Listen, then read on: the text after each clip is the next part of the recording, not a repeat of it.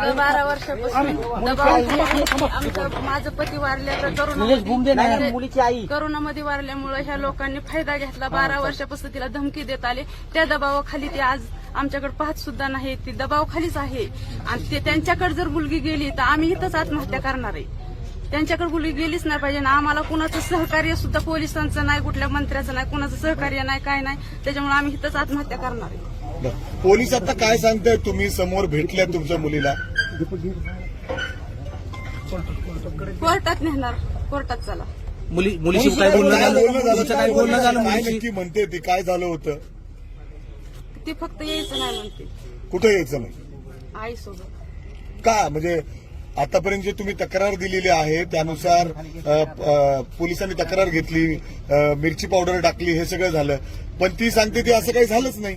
मिरची पावडर टाकली बी होती, माझ्या डोळ्यात, माझ्या मुलाच्या डोळ्यात गेली. मिरची पावडर टाकून त्यांनी दांडकं काढून माझ्या उघडून हिथं मांडीला मारून त्यांनी मुलगी उचलून टाटा एसी मध्ये फेकून लगेच पळवली गाडी.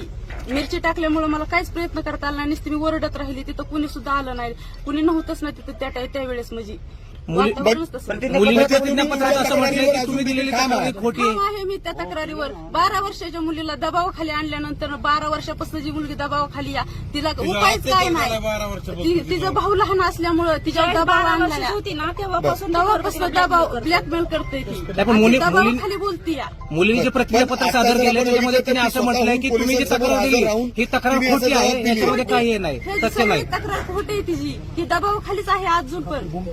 मीडियाने दाखवलं. आता तुमची मागणी काय आहे? स्वतः मुलगी तुमची जर पोलिसांमध्ये येऊन असं म्हणत असेल की असं काही घडलेलं नाही दबावाखाली आहे म्हणूनच बोलते या, ती अशी बोलणारी मुलगी नाहीये.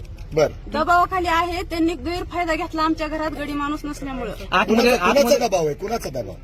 ते झहीर शेख यांच्या दबावाखाली बोलते ती. त्यांचा सपोर्ट आहे ती, म्हणजे ती त्यांचा चुलता ह्यांचा सपोर्ट आहे त्यांचं. तुमची भूमिका काय?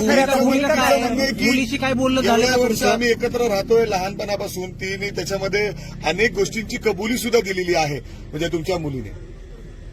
तुम्हाला माहित नव्हतं का? कल्पना होती का हे असं सगळं सुरू आहे याची कल्पना होती का? स्पष्ट दिसते ना. अत्याचार झाला 12 वर्षापासून जी मुलगी दबावाखाली म्हणल्यानंतर तिला ब्लॅकमेल केलं जातंय ना, त्याच्यामुळे त्यांनी फायदा घेतला. 21 वर्षाची होऊन दिली आणि आता तिला बरोबर ब्लॅकमेल केलं ना. आणखी मुलीने प्रतिज्ञापत्रात असं म्हटलंय की काही प्रेम प्रकरणाचा विषय आहे तो तुम्हाला तुमच्या कानावर घातला होता. अनेक हिंदू संघटना तुमच्या मुलीने हा जो काही प्रकार आहे तुमच्या कानावर घातला होता असं प्रतिज्ञापत्रात नमूद केलंय. आम्हाला सहमतच नाही कुणाच. त्याच्यामुळे आम्ही इथंच आत्महत्या करणार आहे. कुठल्या पुढाऱ्यांची नाही, कुठल्या पोलिसांची नाही, काय नाही. मुलीने पण